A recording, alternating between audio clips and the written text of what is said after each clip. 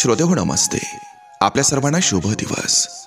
श्रोते हो, जीवनाचा प्रवास करत असताना या 3 गोष्टी तुम्ही विचार करून द्यायच्या असतात. ते म्हणजे उत्तर, सल्ला आणि कर्ज. या 3 गोष्टी नेहमी सर्वांना प्रिय असतात. ती म्हणजे संपत्ती, स्त्री आणि मुलं. या 3 गोष्टी नेहमी माणसाला दुखावतात. फसवणूक, गरिबी आणि आठवणी.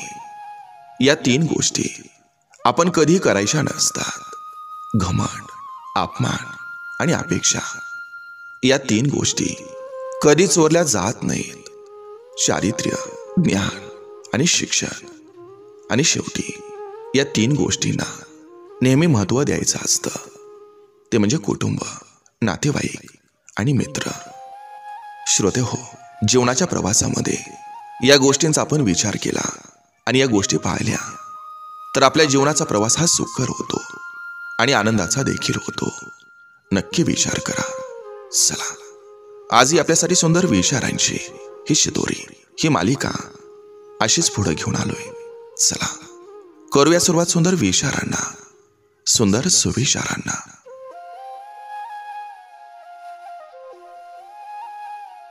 फक्त दुसऱ्याला वरून दाखवण्यासाठी चांगलं बनू नका.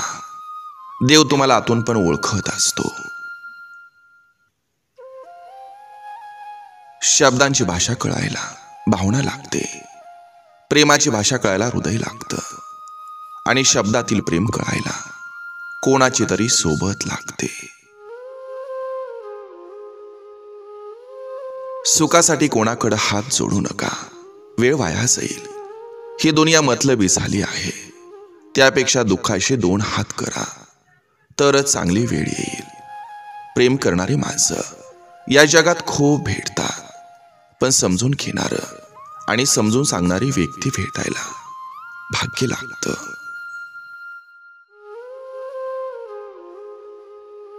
घडतं ते विधी लिखित असतं. घडवलं ते आपलं कर्तृत्व असतं. पुढं घडेल ते नशिबात असेल. पुढं घडविणार ते आत्मविश्वासात असेल. विधी लिखित बदलवू शकत नसलो तरी नशिबानं बिघडवलेलं दुरुस्त करणं बाकी आपल्या हातात असतं. उपकार फेडता नाही आलं तरी चालेल, पण जाणीव मात्र नक्की ठेवावी माणसानं. आपण ज्यांच्यासोबत इमानदार राहतो नेहमी तीच लोक बेईमानी करतात. पैसा आणि राहणीमानावर तुमचा मोठेपणा ठरत नाही. तुमचा मोठेपणा तुमच्या आचार आणि विचारावर अवलंबून असतो. चुकीच्या निर्णयामुळं अनुभव वाढतो आणि योग्य निर्णयामुळं आत्मविश्वास.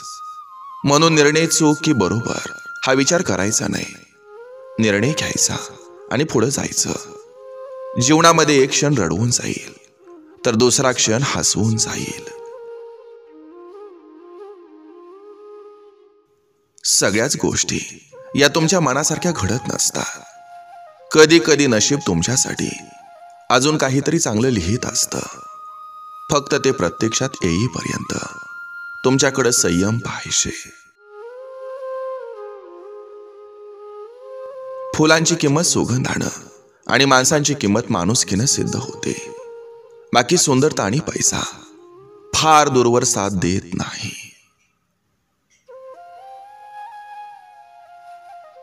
संकटावर अशा प्रकारे तुटून पडा की जिंकलो तरी इतिहास आणि हारलो तरी इतिहास.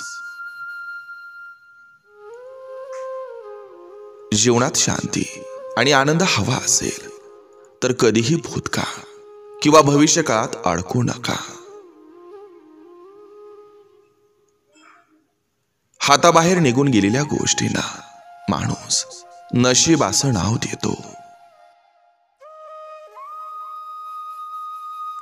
जीभ आणि शब्द या 2 गोष्टीचा अमूल्य ठेवा.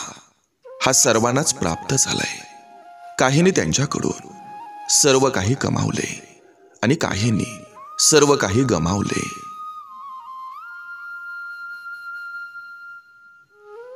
आयुष्यात जी व्यक्ती समजावून सांगते आणि समजून घेते तीच व्यक्ती आपल्या हक्काची आणि जवळची असते.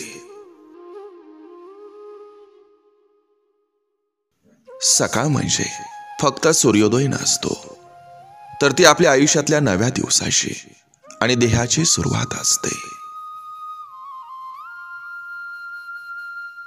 ज्या व्यक्तीला स्वतःच्या चुका कधीच समजत नाही त्या व्यक्तीला कितीही तुम्ही सल्ले द्या त्याचा काहीच फायदा होत नाही.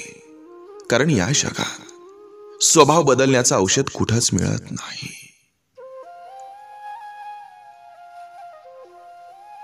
आपण कुणाचं वाईट केलं नाही तर आपलंही वाईट होऊ शकत नाही हा विश्वास स्वतःमध्ये रुजवून बघा. जीवनामध्ये हवा तो बदल नक्की जाणवेल. खरं प्रेम झाल्यावर समजतं एक व्यक्ती आपल्यासाठी सगळं काही असू शकते.